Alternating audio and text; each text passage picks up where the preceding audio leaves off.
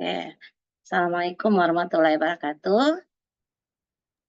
Waalaikumsalam warahmatullahi wabarakatuh, Bu. Oke, hari ini walaupun dalam suasana libur, kita tetap kuliah ya, melanjutkan kuliah yang kemarin tertunda.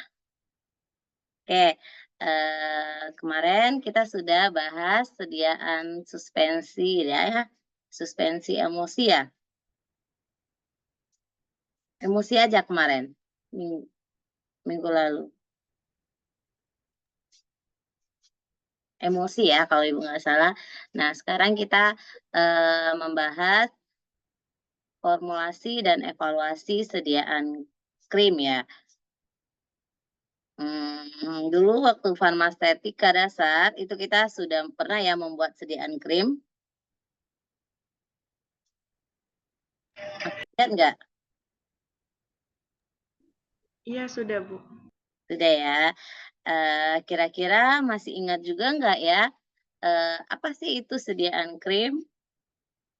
Oke, gimana coba? Anissa gimana? Krim itu apa? Jadi kalau kita di teknologi nanti kita akan melakukan evaluasi juga nanti. Oke, masih ingat nggak sediaan krim itu apa? Pengertiannya?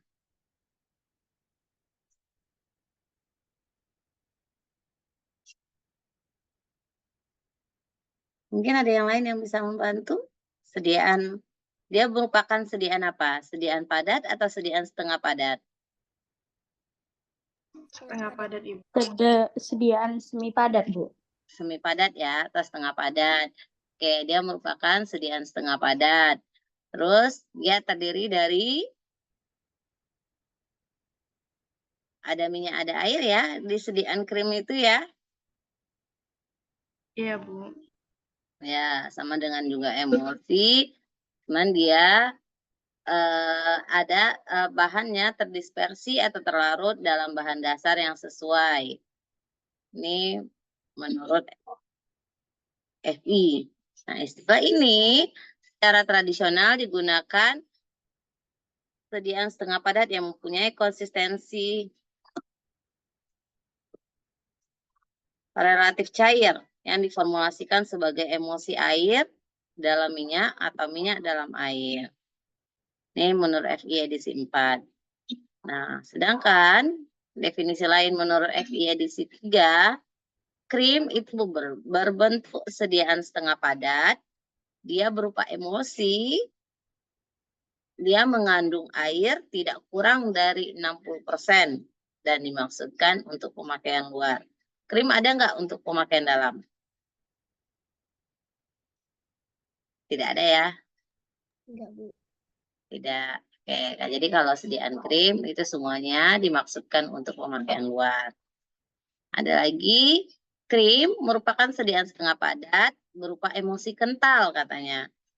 Mengandung air tidak kurang dari 60% dan dimaksudkan untuk pemakaian luar. Tipe krim itu ada dua ya, ada minyak dalam air atau oil in water, M per A atau O per W. Yang kedua yaitu air dalam minyak, A per M atau water in oil, atau W per O. Misalnya tipe krim. Nah, pemilihan zat pengemosi itu harus disesuaikan dengan jenis dan sifat krim yang dikehendaki. Untuk krim tipe air dalam minyak, itu kita gunakan sabun polivalen, bisa span, ada selanae, kolesterol, dan sera. Sedangkan untuk krim tipe minyak dalam air,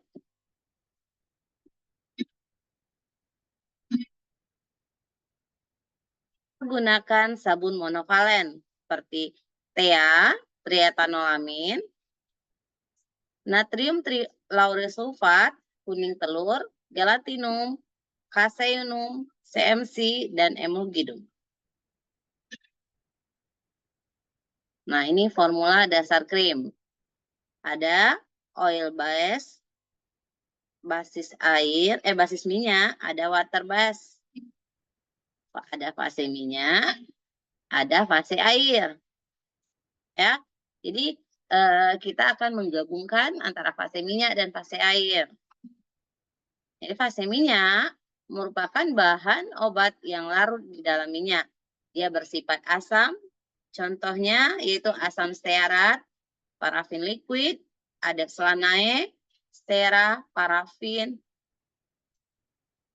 vaselin, setel alkohol, dan steril alkohol. Nah, sedangkan fase air, itu bahan obatnya larut dalam air. Dia bersifat basah, seperti Na tetraborat, TA, gliserin, PEG, propilen glikol, Na lauryl sulfat, dan twins, kemudian span. Nah, komponen krim, pertama ada zat aktif. Jadi kita buat krim, pasti ada zat aktifnya.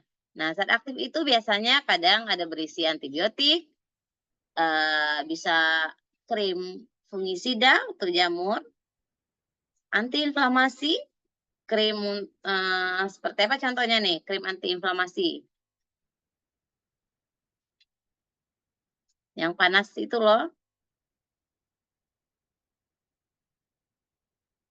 Counterpan. Tahu nggak krim counterpan? Itu berbentuk krim dia ya, untuk peradangan bisa ya, untuk menghangatkan. Nah, antihistamin, bisa krim antiseptik untuk jerawat, analgetik untuk menghangatkan juga, astringen dan keratolitik. Kemudian ada basis krim. Fungsinya yaitu sebagai pembawa zat berkhasiat, basis hidrokarbon, ada basis absorpsi, basis yang tercampur dengan air, dan ada basis larut dalam air. Kemudian kita ada emulgator di sini. Emulgator fungsinya yaitu menstabilkan emulsi krim. Contohnya trietanoamin dan Na lauryl sulfat. Setelah itu apa aja lagi komponennya? Pasti humektan. Krim biasanya mengandung humektan di mana dapat meminimalkan hilangnya air dari sediaan dan meningkatkan kelembapan kulit sehingga penetrasi zat berkhasiat akan lebih mudah. Contohnya di sini yaitu propilen glikol, sorbitol, gliserin dengan konsentrasi biasanya 5-20%. Kemudian ada juga pengawet karena dia mengandung air juga ya. Nah, jadi kita perlu tambahkan pengawet. Fungsinya di sini untuk mencegah kontaminasi dan kerusakan oleh jamur dan bakteri seperti asam benzoat, nipagin dengan konsentrasi 0,12 sampai 0,18%, kemudian nipasol dengan konsentrasi 0,02 sampai 0,05%. Kemudian kita tambahkan antioksidan. Antioksidan di sini itu untuk mencegah ketengikan pada sediaan krim akibat terjadinya reaksi oksidasi atau autooksidasi pada fase minyak seperti Na-metabisulfit dan vitamin E. Nah, ini komponen krim yang selanjutnya. Kita juga tambahkan pendapar. Fungsinya dapat meningkatkan penetrasi zat berkhasiat ke dalam lapisan epidermis. Misalnya DMSO. Terus kita boleh tambahkan pengomplek.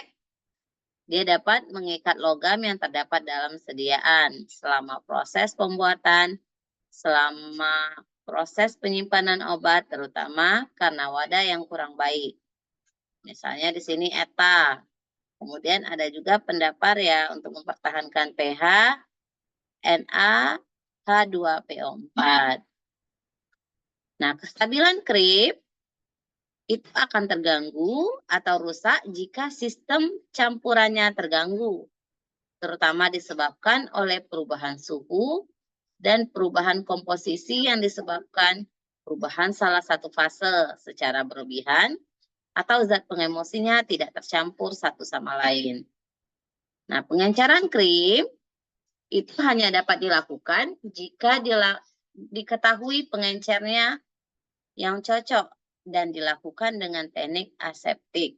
Krim yang sudah diencerkan harus digunakan dalam jangka waktu 1 bulan.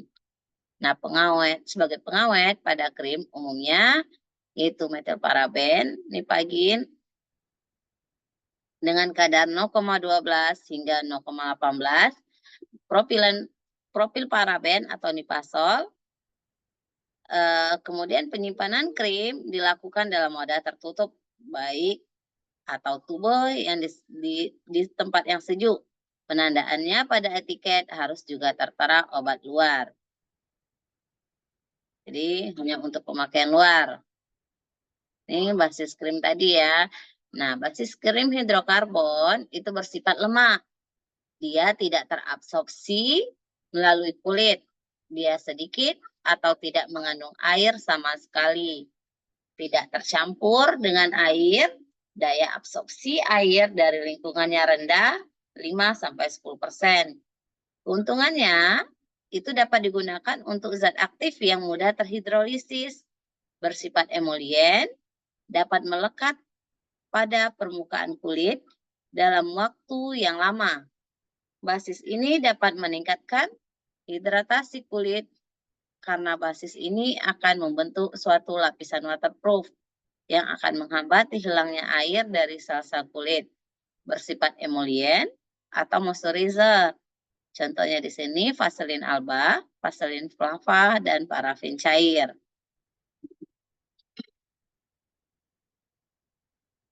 Oke, kemudian ada basis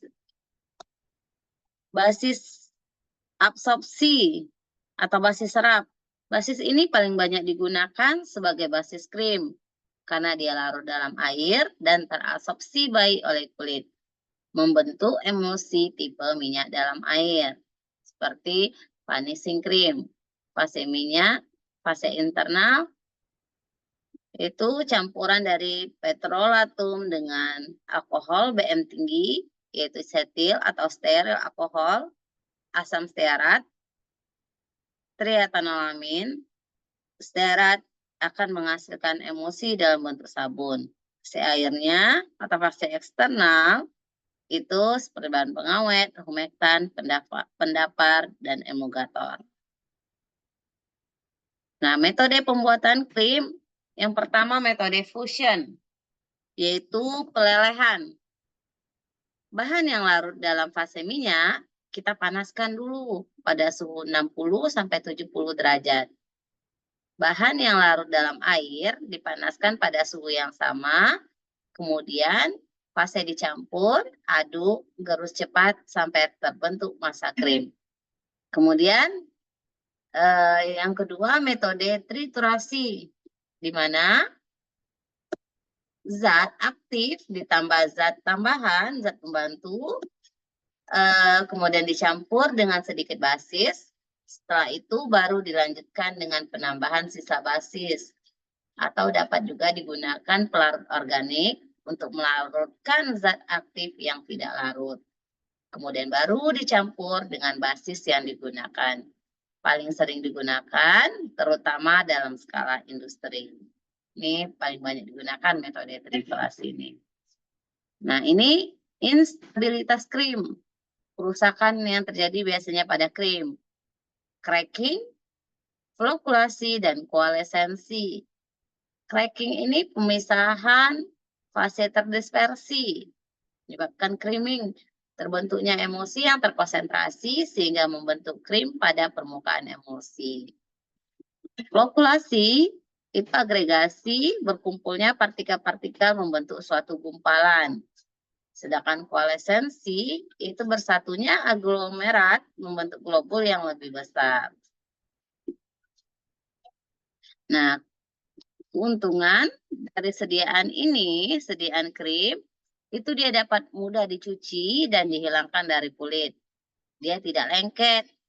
Pelepasan zat berkhasiat dari krim ke permukaan kulit lebih cepat dibanding sediaan lain.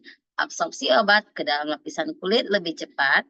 Krim dapat memelihara kelembapan kulit. krim mudah dipakai sehingga dispersi obat di permukaan kulit lebih baik.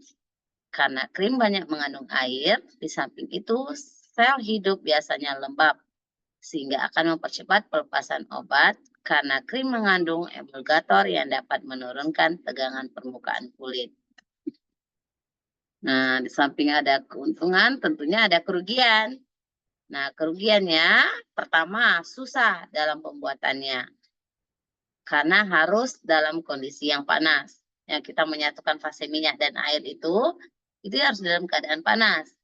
Terus emosi itu sering dan sangat mudah pecah akibat komposisi formula yang tidak tepat. Mudah kering dan mudah rusak, terutama tipe air dalam minyak. Karena terganggunya sistem percampuran akibat perubahan suhu dan perubahan komposisi atau penambahan salah satu fase secara berlebihan. Kayak kita nuangkannya langsung tuang gluk, misalnya airnya enggak, tuangkan sedikit demi sedikit. Nah, ini evaluasi yang akan kita lakukan pada sediaan krim. Yang pertama evaluasi fisika, evaluasi kimia, dan evaluasi mikrobiologi. Evaluasi krim itu bisa organoleptis, homogenitas, pH, sediaan, kemudian penentuan kadar zat aktif, uji stabilitas, evaluasi mikrobiologi. Kalau kita ingin misalnya membuat krim anti jerawat, terus kita nguji ke bakterinya ya. Terus ada uji potensi antibiotik. Kalau krim yang kita buat ada krim antibiotik. Kemudian ada uji sterilitas.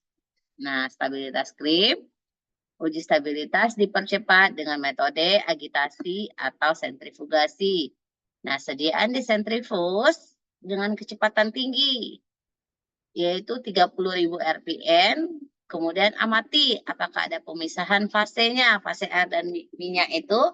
Setelah kita aduk dengan sentrifuge dengan kecepatan tinggi, apakah terjadi pemisahan enggak?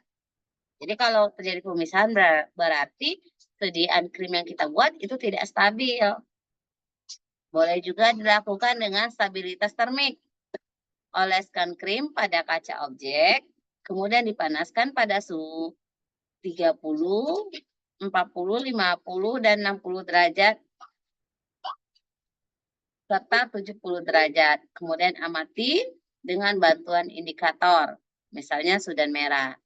Amati mulai suhu berapa terjadi pemisahan fase. Semakin tinggi suhu, maka semakin terjadi pemisahan. Krim semakin stabil. Ini secara fisika, itu kita bisa melakukan uji pH. Kita lihat harga yang diberikan oleh alat potensiometrik atau pH meter, itu yang sesuai yang telah dibakukan sebagaimana mestinya, yang mampu mengukur harga pH sampai 0,02 unit.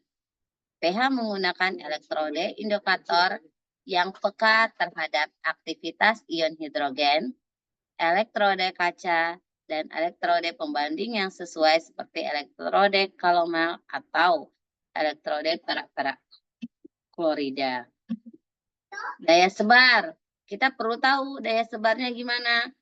Nah, daya sebar ini mempunyai kemampuan penyebaran pada kulit. Penentuannya dilakukan dengan alat ekstensometer. Sebuah sampel krim dengan volume tertentu diletakkan di pusat antara dua lempeng gelas, di mana lempeng sebelah atas dalam interval waktu tertentu kita beri beban dengan meletakkan anak timbang di atasnya. Permukaan penyebaran yang dihasilkan dengan meningkatnya beban merupakan karakteristik daya sebarnya. Kemudian ada uji homogenitas. Uji homogenitas ini merupakan pengujian yang dilakukan untuk mengetahui keseragaman pemerataan bahan aktif di dalam basis. Uji organoleptis, kita dapat melihat bagaimana warna dari krim yang kita buat, baunya gimana, terus teksturnya gimana. Jadi kita melalui panca indera ya. Kemudian kita lakukan juga uji viskositas. Jadi kita tahu bahwa oh ini benar sediaan krim. Jadi kita mengetahui kekentalannya. Pengujian yang dilakukan untuk menentukan sifat alir dari sediaan krim.